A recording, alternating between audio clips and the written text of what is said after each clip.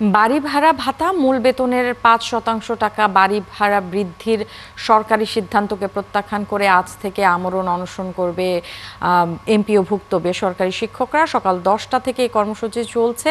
সেখানে আছেন আমাদের সহকর্মী রায়হান কবির, যুক্ত হচ্ছি তার সাথে।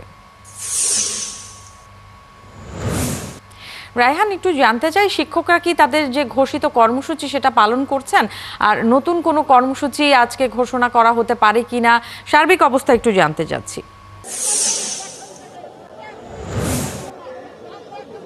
ন্যান্সি, আজকে নবম দিনের মতো এমপিওভুক্ত শিক্ষকরা তাদের দাবিতে মহাসমাবেশ করছেন কেন্দ্রীয় শহীদ মিনারে।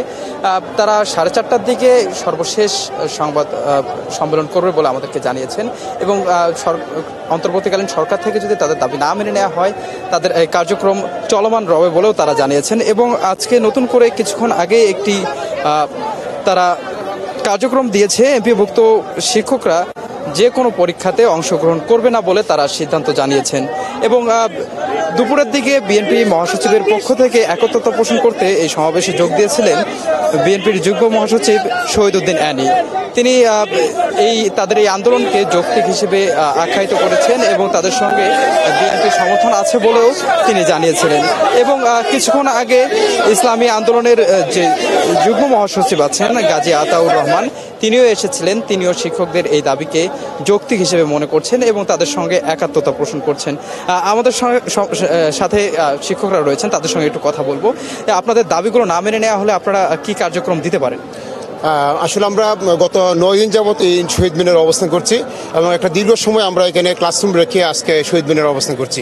তো আমরা আসলে শিক্ষক মানুষ হিসেবে আমাদের ক্লাসরুমে থাকাটা হচ্ছে আমাদের কাজ। কিন্তু আজকে আমরা এখানে কেন থাকছি? আমরা একটা দাবি যেটা গত অনেক দিন ধরে হয়ে আসছে এবং অন্তর্বর্তী সরকারের কাছে আমরা এটা আবেদন করেছি যে আমাদের 20% বাড়ি ভাড়া এবং 1500 টাকা মেডিকেল ভাতা, এবং পাশাপাশি আমাদের যারা কর্মচারী আছে তাদের 75% উৎসব ভাতা দেওয়ার জন্য।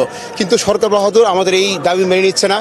ইতিমধ্যে আপনারা জানেন যে 5% বা আমাদের যে 5% যে আমাদের বাড়ি ভাড়া সেটা দিয়ে একটা প্রজ্ঞাপন দিয়েছে, এবং আমরা শিক্ষকরা সমস্ত শিক্ষক সারা বাংলাদেশের 6 লক্ষ শিক্ষক এই 5% প্রজ্ঞাপন আমরা প্রত্যাখ্যান করেছি। এবং আমরা চাই সরকার বাহাদুরকে আমাদেরকে 20% বাড়ি ভাড়া দিয়ে। যেমনটি শুনছিলেন, শিক্ষকরা যদি না মেনে নেওয়া হয় তাহলে আরও বড় কঠোর কর্মসূচি দেওয়ার কথা জানিয়েছিলেন।